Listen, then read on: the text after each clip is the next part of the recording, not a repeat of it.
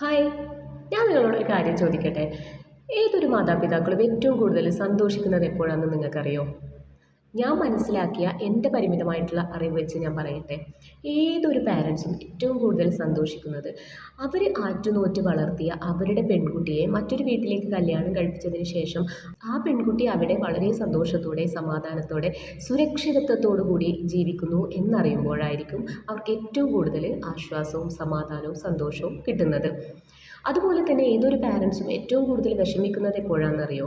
എന്തൊക്കെ ഉണ്ടായിട്ടും എന്തൊക്കെ സമ്പാദിച്ചിട്ടും എത്രയോ കോടിക്കണക്കിന് സമ്പാദ്യം ഉണ്ടായിട്ടും എല്ലാ സുഖങ്ങളുമുണ്ട്. പക്ഷേ നമ്മൾ ആറ്റുനോറ്റ് വളർത്തിയ നമ്മുടെ പെൺകുട്ടിയെ മറ്റൊരു വീട്ടിലേക്ക് കല്യാണം കഴിപ്പിച്ചതിന് ശേഷം ആ പെൺകുട്ടിക്ക് അവൾ ആഗ്രഹിച്ച പോലുള്ള ഒരു ലൈഫ് അവൾക്ക് അവിടെ കിട്ടുന്നില്ല.